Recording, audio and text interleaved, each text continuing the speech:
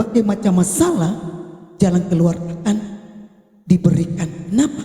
Karena ketika mendengarkan firman, mendengarkan pujian, karena itu adalah kuasa Tuhan keluar untuk memenuhi setiap kita. Nah, pagi hari ini keluarga yang beribadah kepada Tuhan di dalam Yosua 24 ayat 14, pagi hari ini dia berkata kepada kita bahwa ada statement daripada Yosua, aku dan seisi rumahku, aku dan seisi rumahku, kami akan beribadah kepada Tuhan. Nah, seringkali kita ada di rumah-rumah ya, kita masuk di rumah-rumah, mungkin ada yang mencetak laka itu ya, yang menghias rumah-rumah orang-orang Kristen ya, yang menegaskan komitmen bahwa aku akan melayani, aku dan seisi rumahku akan beribadah. Dan namun saya ingin berkata kepada kita, kata ibadah kepada Tuhan di sini saya menerjemahkan sebagai melayani. Saya menerjemahkan sebagai melayani, berbakti, dan mengabdi kepada Tuhan. Bahkan di dalam kata ibadah itu, dalam konsep perjanjian lama maupun perjanjian baru, mempunyai arti adalah sebuah pelayanan. Sehingga kata ibadah ini di dalam konsep perjanjian lama yang sudah kita baca maupun perjanjian baru mempunyai arti tentang sebuah pelayanan atau pelayanan. Nah, di dalam kata Ibrani adalah ibadah itu, di dalam sebuah kata Ibrani itu ibadah adalah avoda. Sedangkan kata Yunani yang dipakai adalah kata lateria. Ya, pada mulanya kata itu. Tetapi kedua bahasa ini menyatakan pekerjaan. Tapi kata pekerjaan apa? Budak. Ya, kata pekerjaannya adalah budak atau hamba upahan. Ya, hamba upahan. Nah, dan di dalam rangka mempersembahkan ibadah itu adalah sebuah upahan yang harus kita persembahkan ibadah itu kepada Allah. Maka para hambanya harus, ketika kita harus beribadah itu, kita harus upahan itu dia harus berniarap, tiarap ya, dia harus meniarap. Nah, di dalam kata bahasa Yunani itu dibilang proskuneo ya, proskuneo, tiarap, meniarap. Dan dengan demikian mengungkapkan di dalam itu, ketika kita beribadah itu adalah sebuah ungkapan. Kita harus mengungkapkan rasa takut, penuh hormat, penuh kegaguman dan takjub, penuh pujian kepada Allah kita. Nah, maka itu konteks Yosua di dalam pasal 24 ini adalah di mana dia memberikan pidato perpisahan Yosua kepada orang Israel sebelum ia akan menyelesaikan tugasnya sebagai pemimpin bangsa Israel. Nah, Yosua memberikan nasihat-nasihat dan peringatan kepada orang Israel agar harus setia kepada Tuhan. Akhirnya Yosua ingin kepada bangsa Israel untuk harus tetap setia, tidak berbalik kepada berhala atau kepada ilah lain yang dulu mereka selalu menyembah kepada Allah-Allah lain itu. Nah, sehingga nasihat ini sangat penting, mengingat kepada orang Israel yang telah berhasil memasuki tanah Kanaan, sehingga harus melupakan Tuhan Allah yang dulu mereka selalu sembah itu. Maka itu orang Israel ini dia harus penting mengingat kembali bahwa Tuhanlah yang membawa mereka masuk pada tanah Kanaan, sehingga mereka harus tetap percaya kepada Yesus Kristus itu yang telah menyelamatkan mereka, membawa mereka kepada tanah Kanaan itu, sehingga memberikan keberhasilan kepada mereka di dalam prakteknya. Bangsa Israel ini terjatuh di dalam godaan. Untung karena mereka terlalu bangsa yang seperti pernah kita bilang, bangsa yang keras, bangsa yang tegar tengkuk, terlalu egois, ya, mereka terlalu egois, sehingga diperingatkan Musa untuk jangan lagi mereka menyembah lagi kepada Allah-Allah lain itu, ya, karena tentu saja setelah 40 tahun mengembara, ya, generasi bangsa Israel ini, mereka melakukan hal-hal yang di mata Tuhan membuat Tuhan marah. Tetapi oleh karena kasih karunia Tuhanlah, pertolongan Tuhanlah, Tuhan membawa Yosua untuk memimpin bangsa ini. Setelah Musa meninggal, Yosua memimpin bangsa Israel dalam menaklukkan dan membuat mereka menetap di negeri itu. Kemudian apa? Menjelang kematiannya dari Musa, Yosua memanggil bangsa Israel sekali lagi untuk menantang mereka untuk memperbarui perjanjian dan menegaskan kesediaan mereka untuk melayani Tuhan.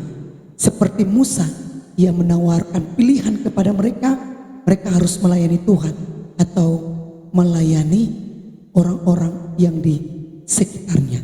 Untuk itu teman-teman ini berkati Tuhan, konteks Yosua dalam pasal 24 ini adalah untuk bangsa Israel harus berbalik, terus tetap setia, percaya kepada Tuhan. Nah, nasihat-nasihat ini sangat penting, ya, sangat penting. Kadang juga nasihat ini datang kepada kita, kadang juga datang kepada kita. Nah, ketika nasihat ini datang kepada bangsa Israel, Israel ini terjatuh di dalam banyak godaan, ya. Mereka seringkali menyembah kepada Allah orang Mesir yang penuh dan pernah dengan ilah-ilah Amori yang disembah oleh masyarakat lokal, sehingga mereka untuk kembali beribadah kepada Tuhan, sehingga mereka seringkali tidak taat untuk beribadah kepada Tuhan. Tapi Yosua juga memberikan tantangan agar orang Israel mengambil keputusan tegas, ya, harus mengambil komitmen untuk sekedar tantangan kepada orang Israel, tetapi juga kepada dirinya sendiri dan keluarganya. Ya, dia berbicara kepada bangsa Israel, tetapi dia juga punya tantangan pribadi sendiri. Yosua juga harus mempunyai tantangan sendiri. Yosua memberikan teladan dan memutuskan bahwa ia dan seisi rumahnya telah membuat keputusan untuk tetap setia beribadah kepada Tuhan Allah Israel. Itu berarti istri, anak-anaknya, bahkan semua kaum keluarganya beribadah hanya kepada Tuhan. Nah, oleh sebab itu takluklah akan Tuhan. Yosua berkata, oleh sebab itu takluklah akan Tuhan dan beribadahlah kepadanya dengan tulus, ikhlas dan setia. Ya, dengan tulus setia, sehingga jauhkanlah Allah yang kepadanya nenek moyangmu telah beribadah di seberang sungai Efrat dan Mesir, dan beribadahlah kepada Tuhan. Tetapi jika kamu anggap tidak baik untuk beribadah kepada Tuhan, pilihlah pada hari ini kepada siapa kamu akan beribadah. Allah yang kepadanya nenek moyangmu beribadah di seberang sungai Efrat, atau Allah orang Amori yang negerinya kamu diam ini. Tetapi dia sekali lagi menekankan kepada kita, pada bangsa Israel, bahkan kita saat ini, tetapi aku dan seisi rumahku akan beribadah kepada Tuhan. Tetapi ayat 16 dia berkata, bangsa itu mengungkapkan niat baik mereka di dalam Yosua 24 ayat 16. Dia berkata, jauhlah daripada kami.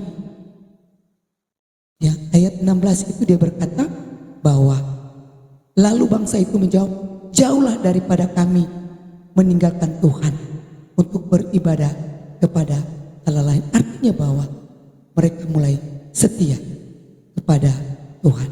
Nah, Yosua di sini kan saya katakan ada 4 poin penting dalam ibadah berdasarkan 2 ayat dalam Yosua 24 14 ayat 15 yang saya ingin bagikan buat kita. Ada 4 hal kebenaran penting tentang ibadah bagi orang percaya, khususnya buat kita anak-anak Tuhan. Arti pentingnya bagi keluarga Kristen saat ini. Yang pertama itu, ibadah itu harus didasarkan pada takut akan Allah. Sekali lagi, ibadah harus didasarkan pada takut akan Allah karena kebenarannya. Orang yang beribadah, saya katakan kepada kita teman-teman, orang yang beribadah belum tentu takut akan Tuhan. Kenapa saya katakan demikian? Ketika kita datang dalam sebuah ibadah, apakah motivasi kita hanya untuk dilihat oleh orang? Apa di dalam beribadah, apakah hanya motivasi karena Tuhan sudah menjaga saya selama 1 minggu, jadi hari Minggu saya pergi beribadah? Ada motivasi kita hanya pergi beribadah sekedar pamer untuk dilihat orang. Tetapi saya katakan kepada kita, ibadah harus didasarkan pada takut akan Allah. Ketika kita datang beribadah, kita harus tertunggu sungguh-sungguh memberi hati kita, mata kita tertuju kepada Tuhan. Orang yang takut akan Tuhan, ketika dia akan bersungguh-sungguh beribadah, dia akan mengalami perjumpaan dengan Tuhan. Ketika dia sungguh-sungguh beribadah, dia akan merasakan kuasa hadirat Tuhan di dalam suatu beribadah. Karena tadi dari awal saya katakan, di dalam sebuah ibadah, dalam persekutuan, ada mujizat Tuhan, ada kuasa Tuhan, ada hadirat Tuhan. Kita bisa rasakan di dalam suatu persekutuan beribadah kepada Tuhan. Maka itu, di dalam sebuah beribadah itu, saya katakan kepada kita, belum tentu orang yang beribadah belum tentu dia takut akan Tuhan. Karena pasti di dalam beribadah,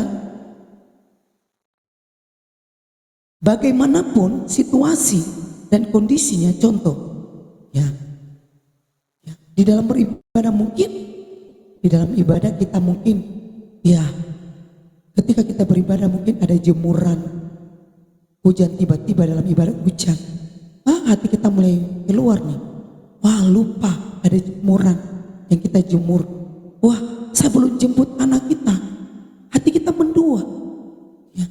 Pada Tuhan mau kita beribadah itu harus kusut, harus tulus, bersih, harus murni, tidak ada pikiran-pikiran kesana kesini ya. Tetapi saya ingin mengambil sebuah contoh buat kita pagi hari ini. Daniel, Sadrak, Obed-Mesak, dan Abednego adalah orang-orang yang takut akan Tuhan. Ya, mereka mengerti dan tetap beribadah kepada Tuhan walaupun bahaya menanti dan rintangan menghadang mereka, tapi mereka takut akan Tuhan. Nah, kenapa saya ambil contoh mereka bertiga ini? Kalau kita buka di dalam firman Tuhan itu, dalam Daniel, sekalipun Tuhan tidak hadir, tetapi mereka percaya bahwa Tuhan ada bersama dengan mereka. Ya, sekalipun Allah mereka tidak hadir, tapi komitmen iman percaya mereka percaya bahwa Tuhan ada. Nah, itu orang-orang yang takut akan Tuhan. Pada kita saja yang sudah beribadah dengan Tuhan, kita masih saja tidak merasakan hadirat Tuhan. Kenapa? Karena anggap diri kita itu biasa saja. Bahwa datang beribadah, pergi, dengar, duduk, diam, pulang, selesai. Tidak mengalami perjumpaan dengan Tuhan. Tetapi contoh pagi hari ini, Daniel, Sadrak, Mesak, dan Abednego adalah orang-orang yang takut akan Tuhan. Nah, takut akan Tuhan ini selalu ditempatkan pada urutan pertama di dalam Alkitab. Sebetulnya ada lebih dari beberapa 300 contoh ya penggunaan kata takut akan Tuhan ini. Ya, di dalam Alkitab kalau teman-teman baca dalam firman Tuhan ini ya. Ada di dalam berbagai macam, kita kalau sudah baca, teman-teman yang kalau sudah baca firman Tuhan pasti ada beberapa contoh rasa takut akan Tuhan, 300 kata takut akan Tuhan. Nah, di dalam Alkitab itu saya sampaikan ada beberapa perkataan takut akan Tuhan itu. Nah, tapi berikut ini ada dua di antaranya. Yang pertama di dalam 1 Samuel 12 ayat 14 berkata demikian. 1 Samuel 12 ayat 14 dia berkata demikian, asal saja kamu takut akan Tuhan, beribadah kepadanya, mendengarkan firman-Nya dan tidak menentang titah Tuhan, dan baik kamu maupun raja yang akan memerintah kamu itu mengikuti Tuhan Allahmu. Nah, ketika kita beribadah kepada Tuhan, mendengarkan firman Tuhan, maka orang-orang di sekitar kita akan melihat kita. Oh, dia sedang beribadah, maka dia juga akan beribadah. Mereka akan mengikuti kita. Karena kita ini adalah suratan terbuka yang dibaca oleh semua orang. Kita harus menjadi garam dan terang dunia. Maka itu firman Tuhan sekali lagi berkata, asal saja kamu takut akan Tuhan, beribadah kepadanya, mendengarkan firman-Nya, tidak menentang titah Tuhan, dan baik kamu maupun raja yang akan memerintah kamu itu mengikuti Tuhan Allahmu. Ketika mereka ini, Sadrak, Mesak, Abednego ini, ketika mereka melakukan perintah Tuhan, apa yang terjadi? Kalau kita baca selanjutnya ayat Daniel itu, ya, kalau kita sudah pernah dengar firman itu, apa yang terjadi? Ya, raja pun percaya kepada Allah yang mereka sembah, Allah yang kita sembah. Itu contoh yang sangat konkret buat kita pagi hari. Sehingga di dalam 1 Samuel 12 ayat 14, bahkan di dalam Mazmur 34, host kan suka baca firman, jadi saya kasih ke host. Mazmur 34 ayat 10 host.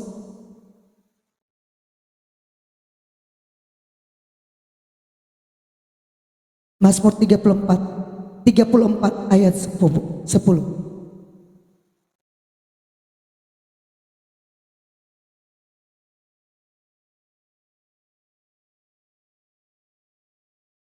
Amin. Amin. Ya, banyak orang di sana mereka tidak bisa beribadah karena ada banyak penganiayaan, ada banyak hal-hal yang mereka hadapi.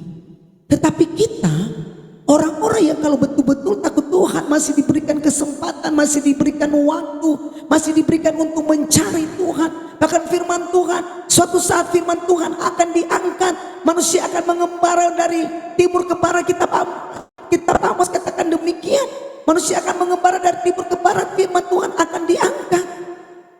Maka itu selagi kita masih diberikan kesempatan, mari carilah Tuhan.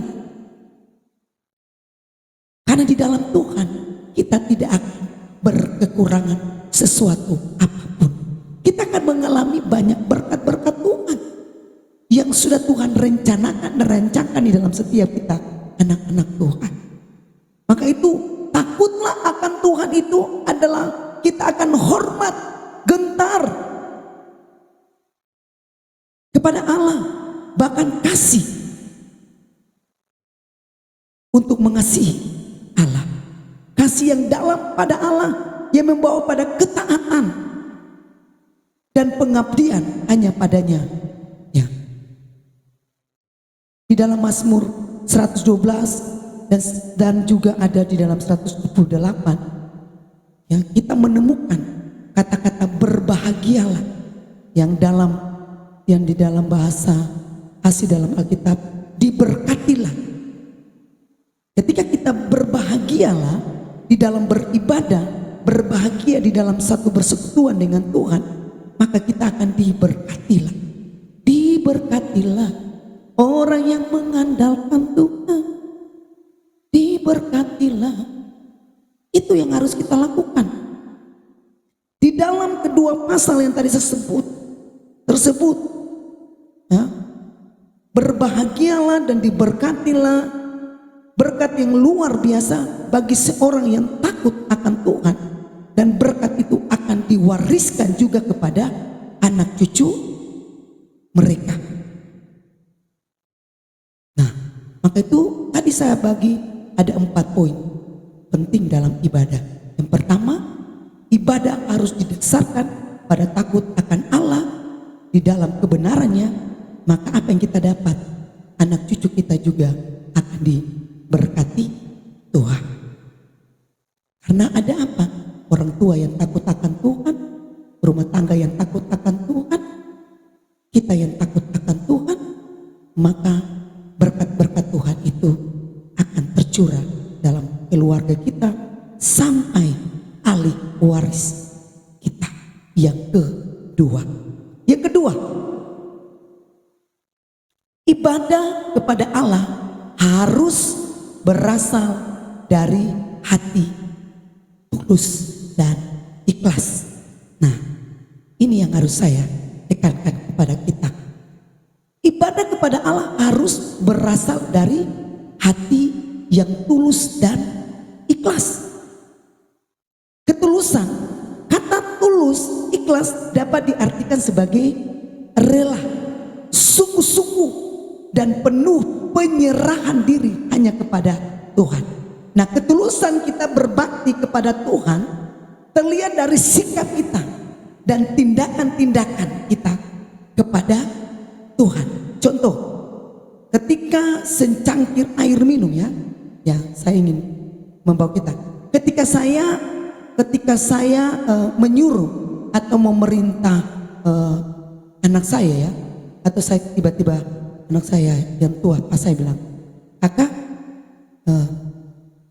contoh ambilkan mama secangkir air minum atau mengambil sesuatu untuk saya, maka saya akan tahu dengan segera apakah ia melakukannya dengan tulus atau tergambar dari raut mukanya dan tindakannya.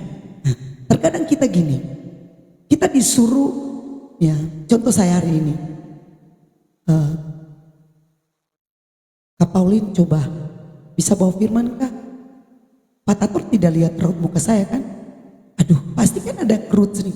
Apalagi ini ada sibuk kalau bisa gini. Bagaimana? Bang Tator tidak lihat raut muka saya kan? Apakah raut muka saya setuju atau tidak? Tetapi karena saya merasa bahwa tugas pekerjaan pelayanan yang tidak semudah yang mungkin orang bilang bahwa menyampaikan firman itu tidak segampang yang kita ingin sampaikan. Apa yang harus kita sampaikan? Apakah sampai pada orang yang membutuhkan hari ini? Tidak segampang, ya, tidak segampang untuk kita menyampaikan. Kadang saya tiba-tiba di suatu atau pergi di rumah teman, tiba-tiba, kakak tolong sampaikan, disuruh sampaikan, wah apa ini? Tetapi kita punya Roh Kudus itu luar biasa. Roh Kudus itu yang sebagai penolong dalam hidup kita. Maka itu ketika kita bangun untuk memulai sesuatu, kita minta hikmat Tuhan, tuntunan kuasa Roh Kudus itu, maka ketika kita berada di mana saja, maka hikmat dan pimpinan Roh Kudus itu akan menuntun kita. Itu yang saya rasakan dan saya bagikan buat kita teman-teman di pagi ini. Maka itu ketika untuk melihat sesuatu bahwa kita benar-benar tulus, ikhlas untuk melakukan perintah Tuhan, kita bisa melihat untuk contoh praktik tadi kepada anak kita. Kakak tolong bisa ambilkah ini? Kadang anak-anak kita tuh kan ketika mereka mungkin lagi asik bermain, mungkin sedang melakukan sesuatu, tiba-tiba kita suruh, mama malas, mama gak usah, saya lagi bikin ini, saya lagi bikin ini. Kadang mereka menggerutu. Terkadang terjadi hal-hal demikian. Tetapi saya percaya di sini teman-teman tidak ya, di sini kita semua orang-orang yang hebat, anak-anak Tuhan yang hebat. Ketika kita disuruh memuji Tuhan, apalagi host yang punya otoritas di sini, gak mungkin kita mau membantah, gak mungkin kita mau membantah, karena otoritasnya ada di host. Kakek tolong bawa lagu, Bang Devlais tolong bawa, harus mau dan tidak mau, harus bawa. Kenapa? Karena pujian yang ingin kita naikkan hanya untuk Tuhan, bukan untuk manusia yang lihat. Amin ya. Amin. Haleluya. Saya percaya bahwa semua kita yang ingin memberikan yang terbaik dengan tulus yang ikhlas untuk Tuhan diagungkan, Tuhan dimuliakan. Nah itulah bagian saya ingin sampaikan buat kita, bahwa Tuhan mau hati kita tulus untuk melakukan sebenarnya, karena bukan dari manusia yang Tuhan lihat rupa kita, tetapi hati kita yang benar-benar ikhlas, tulus, yang beri yang terbaik untuk Tuhan. Nah yang ketiga ialah ibadah kepada Allah harus dilakukan dengan setia. Yang tadi pertama adalah ibadah harus didasarkan pada takut akan Allah dalam kebenarannya. Yang kedua, ibadah kepada Allah harus berasal dari hati tulus, ikhlas. Dan yang ketiga adalah ibadah kepada Allah harus dilakukan dengan setia. Nah, kata setia ini sangat sulit saudara-saudara.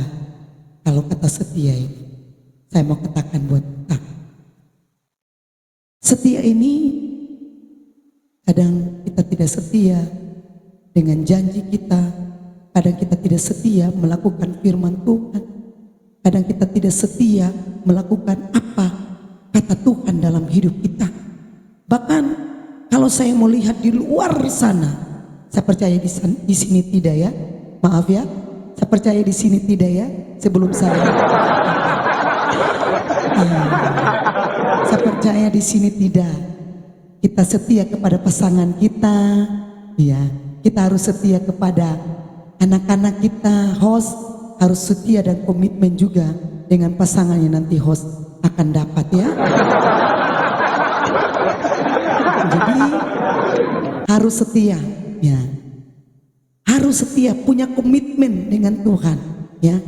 Saya mengingatkan kepada kita, terutama harus setia kepada Tuhan. Orang yang takut akan Tuhan, dia akan setia.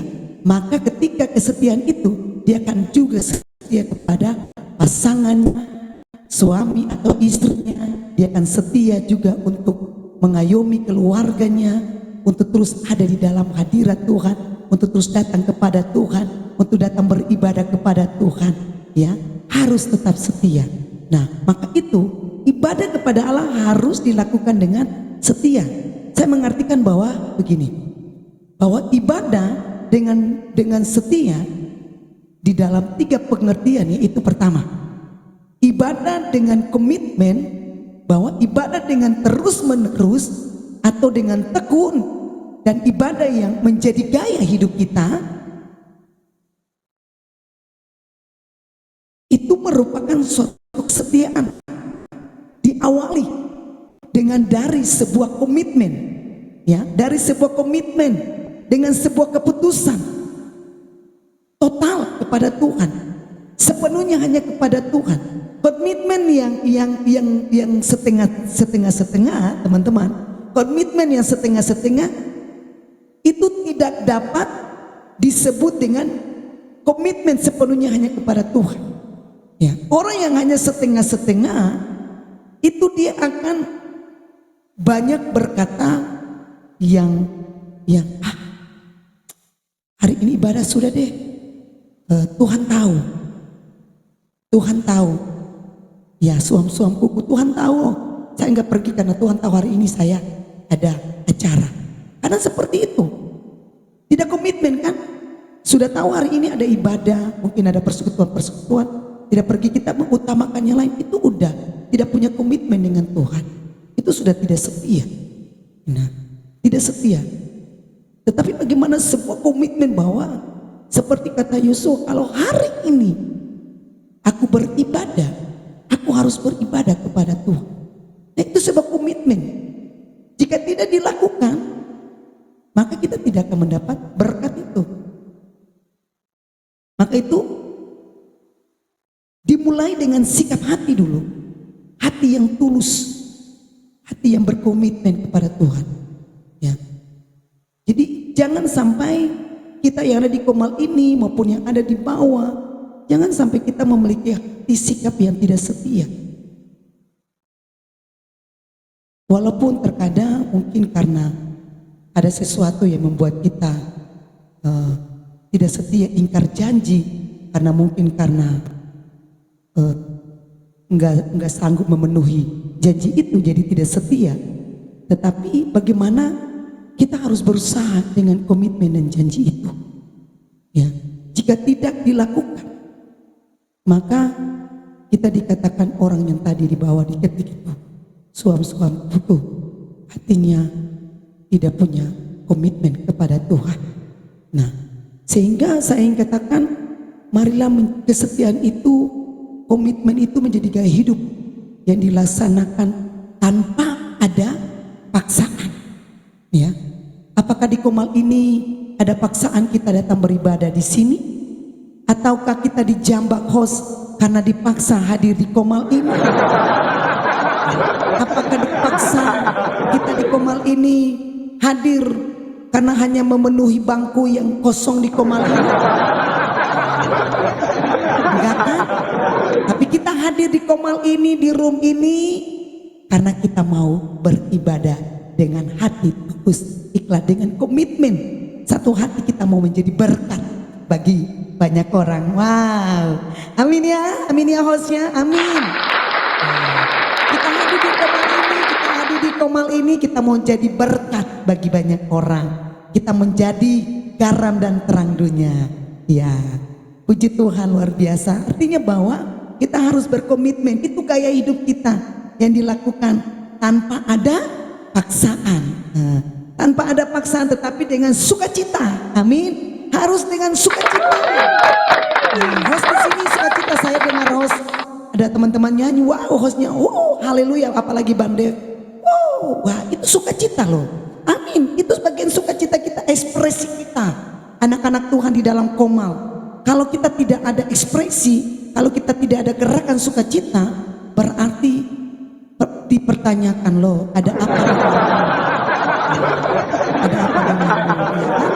Ada apa denganmu? Seperti itu. Tetapi di dalam satu persekutuan ini, kalau kita lakukan dengan tanpa paksaan, tetapi dengan sesuatu komitmen itu, dengan sehati, sepikir, sejiwa, sekata, dengan rendah hati, maka sukacita itu akan mengalir di Komal ini.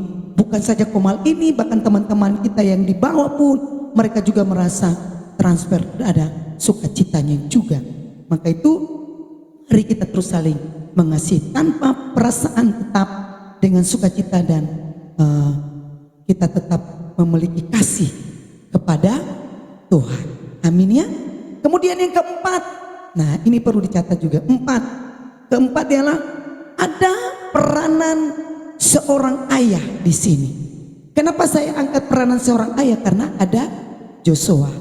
Maaf ya, yang sudah jadi ayah, yang belum, maaf ya, nggak apa-apa kan? Sedikit ini aja ya untuk ayah-ayah atau peranan bapak-bapak, bahkan yang nanti mau jadi bapak rumah tangga nanti ke depan sana, ya begitu ya Mas.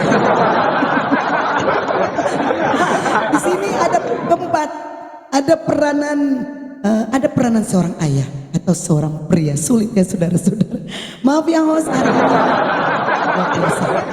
Jadi yang keempat, Ya, saya ulangi yang pertama tadi, ibadah harus didasarkan pada takut akan Tuhan, ya. Harus takut akan Tuhan dalam kebenarannya. Kemudian yang kedua, ibadah kepada Allah harus berasal dari hati yang tulus dan ikhlas. Bahkan yang ketiga, ibadah kepada Allah harus dilakukan dengan setia. Dan keempat, peranan seorang ayah di dalam membawa seisi keluarganya untuk beribadah. Nah, untuk membawa seluruh keluarga beribadah kepada Tuhan, ya, tidak dapat ditawar menawar, ya. Ini tidak dapat tawar menawar. Yosua tidak tawar menawar. Maka dia berkata, pernyataan ini dia berkata, ayat 14 itu, aku dan seisi rumahku akan beribadah kepada Tuhan. Nah itu, dia tanpa tawar menawar. Inilah yang dilakukan Yosua terhadap keluarganya yang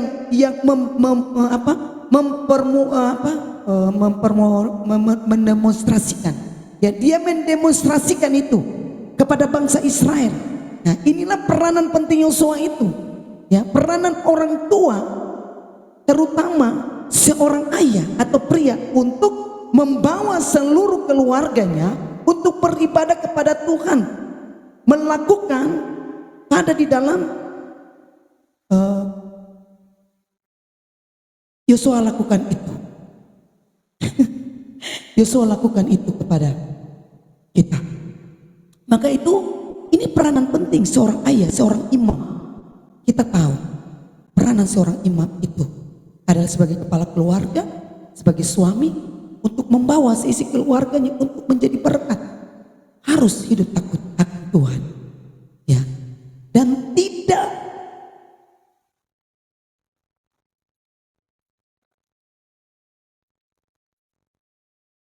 melenceng ke kiri dan ke kanan, ya. Harus punya komitmen, ya, harus punya takut akan Tuhan. Yosua sebagai kepala keluarga yang mungkin berarti seluruh keluarga besar di mana dia adalah bapa leluhurnya. Dia menyatakan bahwa ia dan keluarganya akan melayani Tuhan. Sehingga di dalam konteks ini ia dapat menjamin bahwa selama ia masih hidup, ia tidak akan mengizinkan penyembahan kepada ilah-ilah lain oleh siapapun dalam keluarga besarnya. Sehingga sebagai seorang bapa leluhur, ia dapat mendikte tindakan apa yang harus dilakukan oleh keluarganya. Sehingga tentu saja dia tidak dapat mendikte perasaannya, keinginannya, dan keyakinannya terdalam mereka. Sehingga dia menepati perjanjian itu sebagai besar adalah tentang tindakan-tindakan untuk bagaimana supaya bangsa Israel harus tetap percaya dan kembali kepada kesetiaannya itu. Karena dia ingin bangsa Israel itu harus tetap percaya kepada Tuhan yang sudah membawa keluar mereka dari perbudakan itu ke menuju pada ke tanah Kanan itu.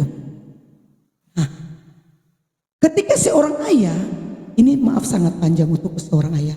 Ketika seorang ayah memasang, mungkin mereka sedang memasang ada sesuatu yang di rumah sana, ada bertuliskan aku beribadah kepada Tuhan. Banyak saya dapat di keluarga-keluarga, rumah-rumah tangga, ada yang tulis aku akan beribadah kepada Tuhan.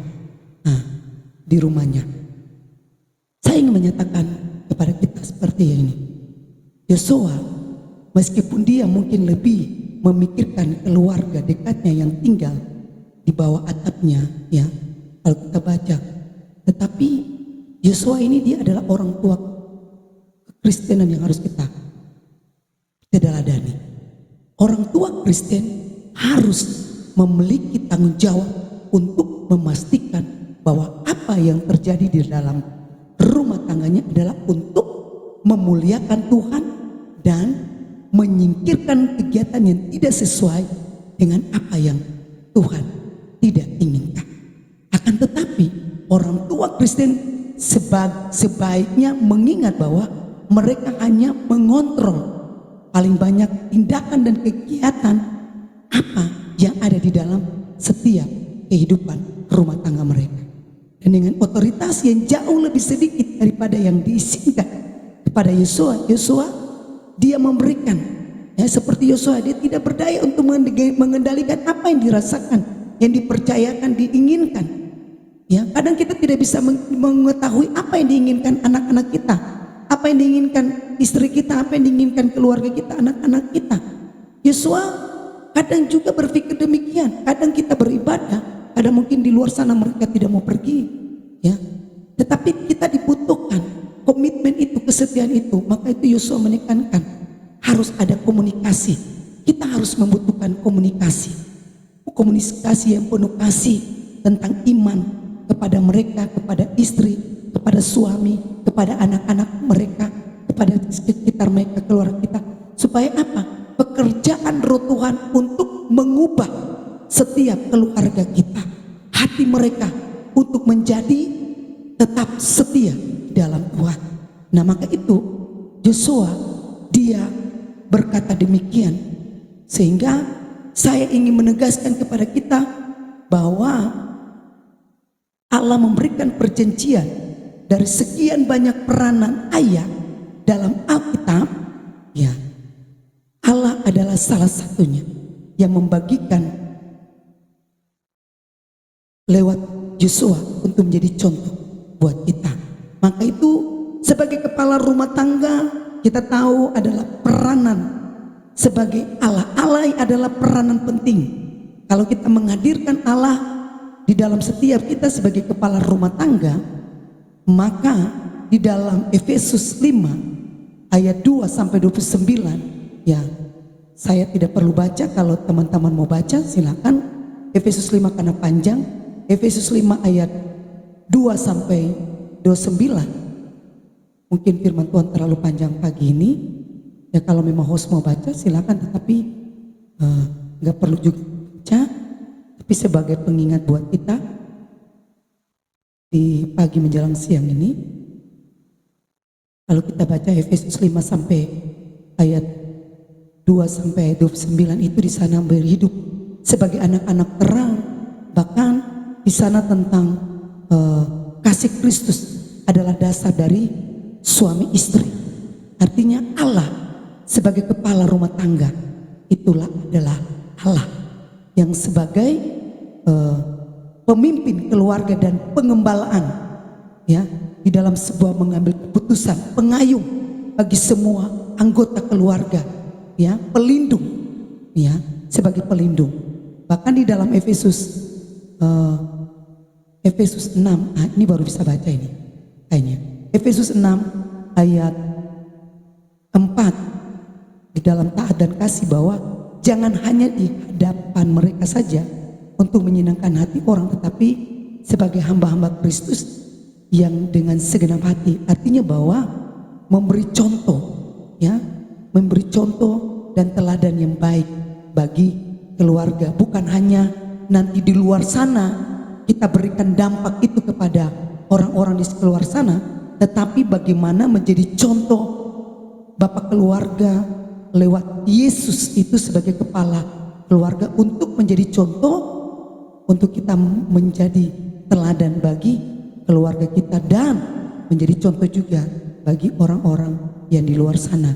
Bahkan peranan ayah sebagai imam, yaitu sebagai imam harus memimpin dan mengatur ibadah di dalam keluarga, berdoa setiap waktu kepada Allah, dan seterusnya memperhatikan ketegasan di dalam berumah tangga dan keluarganya. Yosua dalam kalimat tadi akhir di dalam ayat ke-15 itu, di dalam kitab Yosua ayat yang ke-15 terakhir itu, dia berkata bahwa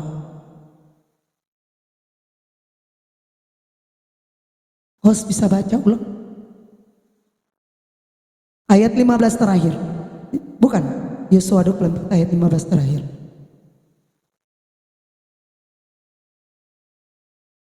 Iya, ayat terakhir 15.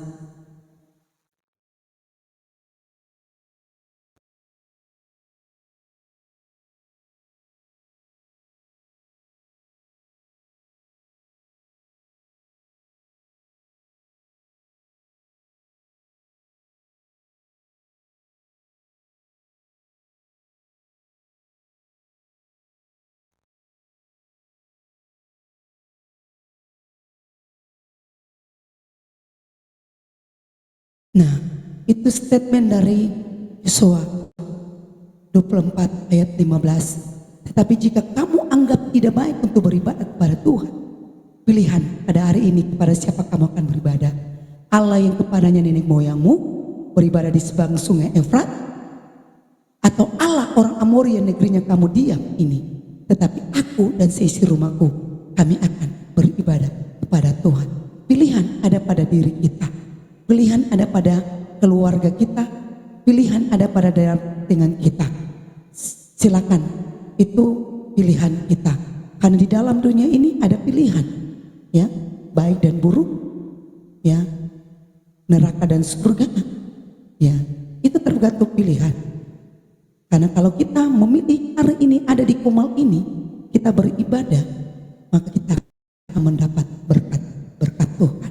Bukan seperti yang lain, yang mereka hanya memilih beribadah, ya, Allah-Allah lain, menyembah yang tidak sepantasnya, yang hanya sebagai patung tidak ada dapat apa-apa. Tapi bagaimana kita menyembah Allah yang hidup? Ayat 15, ia berkata, tetapi aku dan seisi rumahku. Pernyataan tersebut diucapkan Yosua di depan seluruh orang Israel sebagai tekad, ya, sebagai tekad dan kemantapan imannya yang tidak bisa ditawar-tawar, ya, mengatakan dengan jelas bahkan tanggung jawabnya untuk memimpin seisi keluarganya untuk setia beribadah kepada Tuhan yang hidup, yang sudah menyelamatkannya, yang sudah memeliharanya dan sudah memberkati kehidupannya. Sehingga ketegasan dan komitmen Yosua yang seharusnya menjadi teladan bagi orang tua Kristen, khususnya setiap kepala keluarga untuk memimpin seisi keluarganya mengenai Kristus sebagai juru selamat. Dan hal ini Tuhan dalam hal ini sangat penting buat kita. Dia mau supaya hal ini penting sebab keselamatan dan hidup yang kekal hanya di dalam Kristus. Maka itu ada di dalam firman Tuhan, di dalam kitab Mazmur juga, bahwa setialah ibadah kepada Tuhan, maka kita akan diberkati Tuhan. Maka itu untuk Bapak Ibu yang diberkati Tuhan di Komal ini maupun yang ada di bawah, mari kita tetap setia melakukan apa yang difirmankan Tuhan, apa yang Tuhan mau, ya, tetap menjadi orang-orang yang hidup dengan penuh kasih, mengasihi, saling menyayangi, ya, saling saudara seiman yang ada satu sukacita yang kita akan rasakan di dalam Tuhan. Mungkin itu yang bisa saya sampaikan di hari ini buat kita semua. Kiranya berkat kasih setia Tuhan, kuasa Tuhan mengalir buat kita di room ini. Tuhan Yesus memberkati kita semua. Puji Tuhan. Saya kembalikan atau satu pujian, Mas. Mungkin ini Mas.